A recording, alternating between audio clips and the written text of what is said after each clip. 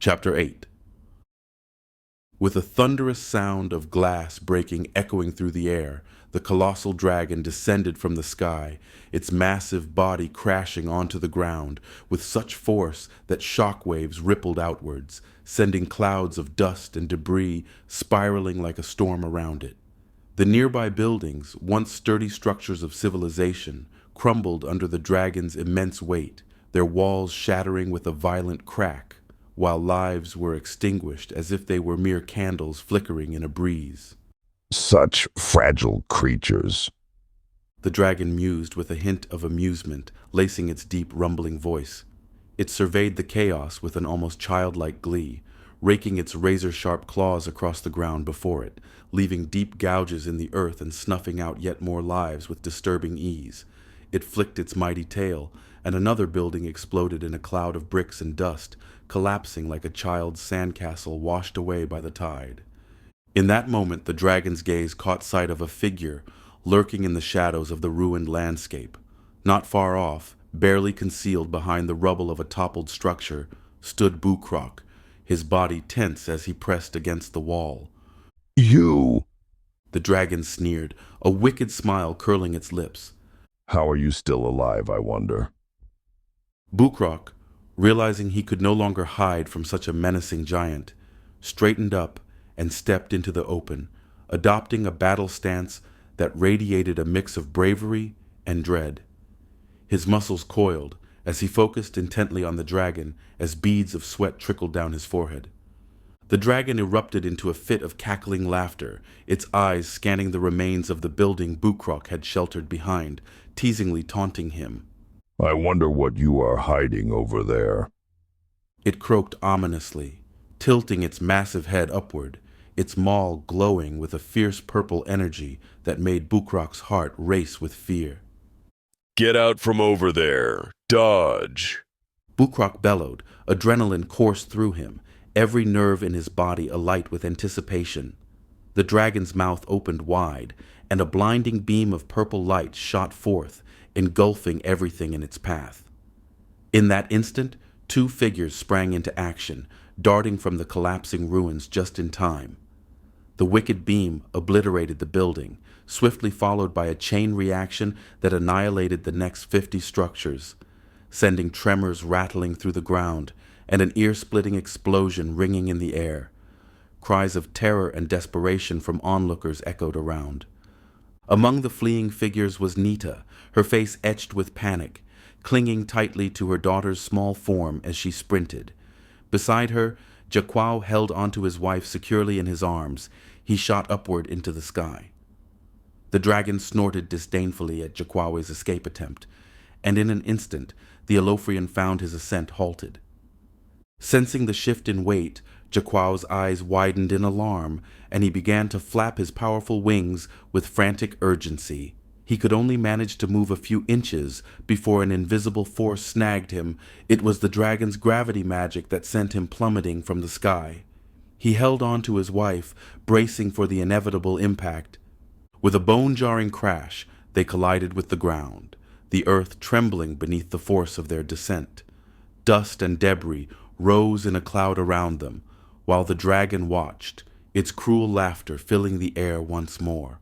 A sudden flurry of arrows soared through the air, their sharp tips glinting, momentarily capturing the attention of the gigantic dragon that loomed ominously near Bukrok and Jaquawe. The arrows rained down upon the formidable beast, bouncing off its thick, shimmering scales like raindrops hitting a mighty river, leaving only faint impressions behind. With a disdainful flick of its reptilian eyes, the dragon turned, fixing its gaze on the brave but small assemblage of soldiers gathered below, 4 distinct groups of warriors, each no more than 100 strong. The expressions on their faces were a kaleidoscope of emotions, a tapestry woven from the threads of fear and fury. Some soldiers were gripped by an icy terror, their knuckles white and strained as they clutched their bows so tightly that it seemed their fingers might draw blood. Others stood resolute, their eyes blazing with an intense hatred, ignited by the sight of their homes being laid to waste by the dragon's relentless rampage. Buildings that had once bustled with life and laughter were now reduced to mere embers and crumbled stone, and the thought of what had been lost burned fiercely within them. At the forefront of this desperate band stood a man clad in weathered gray and yellow armor, a symbol of hope amidst the chaos. His age was evident in the silver strands of his hair, yet there was a remarkable bravery etched into his features that suggested he had faced death countless times before, each encounter forging his resolve like tempered steel. His face, a canvas of determination, bore an expression of fierce defiance, lips pulled tight in an angry grimace as he prepared his troops for the monstrous threat that loomed before him. He appeared to be the squad leader or captain. As the dragon snorted, a deep rumble reverberated through the air. It reared its massive head back, revealing a maw that glowed with a sinister purple light, crackling with malicious energy, and foreshadowing the devastation that was about to unfold. "Mage's front line, block!" The captain shouted, his voice slicing through the clamor of chaos. He thrust his sword forward in a powerful gesture, rallying his troops to action. At his command, a surge of 30 mages surged forth, their robes billowing like storm clouds as they gathered at the front line, eyes shining bright with mystical resolve. They began to chant, their voices weaving together in a rhythmic synergy, creating an aura of power that pulsed in the air around them. The incantations melded into a seamless harmony, each spell stacking upon the last like shingles on a roof, forming an intricate tapestry of magic that shimmered against the fading light. Before long, their combined efforts culminated in a spectacular display as an immense shield materialized before them, stretching 100 feet long and 3 feet thick. This shield, a magnificent barrier of arcane energy, flickered and glowed, pulsating with protection as they braced themselves against the inevitable onslaught of the dragon's wrath. It stood firm and unyielding, a testament to their courage in the face of overwhelming odds. A fragile barrier against a force of nature that hungered for destruction. Hope flickered like a candle in the depths of an encroaching storm. The bright beam shot forth with incredible intensity, slicing through the air like a flash of lightning, and crashed against the shimmering magic shield with a force that resembled a tsunami, crashing relentlessly against a fragile little house. To everyone's astonishment, the shield did not shatter immediately upon impact. Instead, it stood resilient, deflecting the blow as though it were a seasoned warrior. The captain's face broke into a wide grin, a look of satisfaction blooming as he realized that his strategic planning was bearing fruit. The shield was ingeniously crafted in an arrow formation, expertly designed to deflect the dragon's powerful breath attack rather than absorb it head-on. Clever little mortals. It remarked, dripping condescension with each syllable. Its sharp eyes glinted with surprise. It had expected the soldiers to be obliterated by its destructive assault, yet there they stood, resolute, defiant, and unharmed. However, the devastation did not end there. As the vicious breath attack rebounded outward, it carved a swath of destruction through the city. Buildings and structures crumbled in both directions along the paths of the deflected force, their walls exploding in chaotic splinters. The destruction stretched beyond the confines of the city walls, dismantling everything in its wake with alarming ease, including the burning tree line. Jaquaw struggled to rise, his arms feeling as heavy as lead weights strapped to his limbs. It was an uphill battle, primarily because his muscles were screaming in protest from the sheer exhaustion of carrying his beloved wife to safety. Yet he was fueled by an undeniable instinct. He had no choice but to keep going. He could not allow himself to succumb to despair, not when so much was at stake. The dragon took notice of this and soon ignored the constant arrows that bounced off its scales harmlessly. Do you really wish to fly that bad? The voice of the dragon sneered, dripping with condescension, while its massive wings flapped rhythmically, sending ripples of wind cascading around them. Jaquaw glared defiantly at the beast. Yeah, I want to fly, to get away from you, but it seems that's not enough anymore. Finally managing to summon the strength to stand on his own 2 feet, the dragon turned its head, eyeing the surrounding city engulfed in flames. Smoke billowed upward in dark clouds, and the screams of panicked citizens filled the air. Most were cowering in corners or hiding places, trying to escape the horror that unfolded, except Bukrok, who had a fierce expression, positioned protectively in front of his woman and child. Jaquaw's heart filled with admiration for the orc's bravery, even in the face of such terror.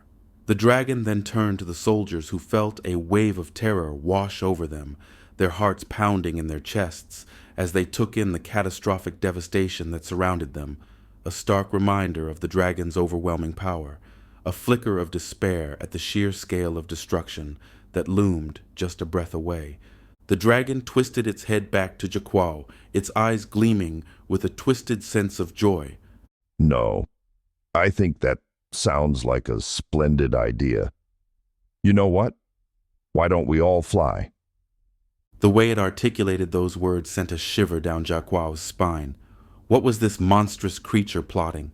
Before Jaquaw had a moment to unravel the meaning of the dragon's taunt, the air around him shifted alarmingly. Suddenly, his burden felt lighter. A peculiar weightlessness overtook him, and before he could register what was happening, he realized he was no longer standing on solid ground. He was floating several inches above it. Panic clawed at his chest as he glanced around, desperate to understand this strange turn of events. To his shock, he saw his sleeping wife suspended in midair, alongside Bukrok's family, all of them levitating just as he was. Confusion darkened Jaquaw's expression, and he shot a quick look back at the dragon, whose face was twisted into a grin of pure delight, the creature's sinister laughter echoing around him like a sinister chorus. Let's all take to the sky, the dragon declared with unrestrained glee, flapping its immense wings once more. A powerful gust of wind erupted from its wings, lifting everyone higher and higher, not just Jaquaw and those from his immediate circle, but seemingly the entire city. As they ascended, Jaquaw's heart raced with a mix of awe and fear. He glanced up, and dread filled his chest as he spotted a colossal rift in the sky, its ominous colors swirling together in a chaotic dance of distress. His mind raced as he absorbed the nightmarish sight. People, animals, dogs, cats were all floating toward the rift that promised nothing but calamity. In horror, Jaquaw's gaze fell downwards, his heart sinking as he recognized the dragon's purposeful movements. It swooped around the floating chaos like a ruthless predator, plucking people from the crowds below and tossing them playfully towards the rift, all the while laughing maniacally. The ease with which it toyed with lives sent a tremor of panic through Jaquaw. Suddenly, the dragon honed in on Bukrok, extending one clawed hand toward him. The stout orc swung his mighty hammer at the dragon in desperate retaliation, but just as the weapon whistled through the air, the dragon stopped in its tracks. A look of confusion washed over Bukrok's face as he instinctively turned his attention back to the chaos. A terrible scream broke through the fray, and time seemed to slow as he realized Nita and his daughter were no longer ascending. They were plummeting. The ground below loomed closer with every second, their descent accelerating in horrific silence. No! Bukrok roared, an anguished cry that reverberated in the air, his face a mask of fury and desperation. The dragon hovered in front of him, its eyes narrowed with delight as it reveled in the orc's turmoil. Beg for me to save them, it taunted. What? Bukrok stammered, grappling with anger and confusion. No, You heard me, mortal. The dragon chirped, its voice dripping with mockery. Beg for me to save them. Bukrok's mind raced.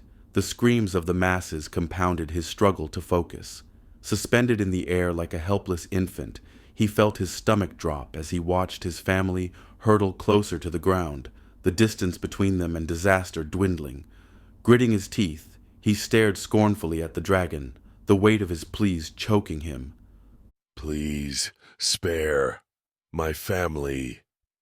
Each word extracted a painful toll from his resolve. I'm sorry, mortal. Maybe it's the years getting to me. I couldn't hear you. Could you speak up? The dragon's tone dripped with condescension, the sinister smile widening. Panic bubbled in Bukrok's chest as he glanced downward. Nita and Nisha were still falling, their screams piercing through the chaos, and he felt every ounce of desperation clawing at his insides. Please, spare my family. Please. Bukrok cried out, a desperate plea that echoed around him. Oh, you can't say that Yorntinak, the Hope Devourer, isn't merciful. The dragon intoned smoothly, feigning a sense of a noble spirit. Just when Bukrok dared to entertain the notion that perhaps, just maybe, the fiend would acquiesce and allow his family to be saved, the last words pierced through his thoughts like an ice dagger. Hope. Devourer. He echoed, the pieces falling into place in a dreadful realization. A mocking chuckle erupted from the dragon, and Bukrok turned his gaze downward, just in time to see Nita and Nyesha being whisked upward once more, pulled back into the air as if by an unseen force. They soared past him, screams of terror escaping their lips, and despite Bukrok's frantic attempts to reach out, they vanished into the gaping maw of the rift, their shrieks fading into the abyss. Despair gripped him as he was left suspended in a sea of panicking souls. Burning rage consumed Bukrok, turning him into a whirlwind of fury, practically frothing at the mouth with helpless frustration as he raged against the loss of his family. The landscape around him faded from view, overtaken by the singular focus of his grief. Nita! Nyesha! His voice, raw and filled with unrestrained sorrow, reverberated through the chilling air, a haunting testament to his loss. The dragon, reveling in this emotional torment, watched with malicious glee as if feasting on Bukrok's pain.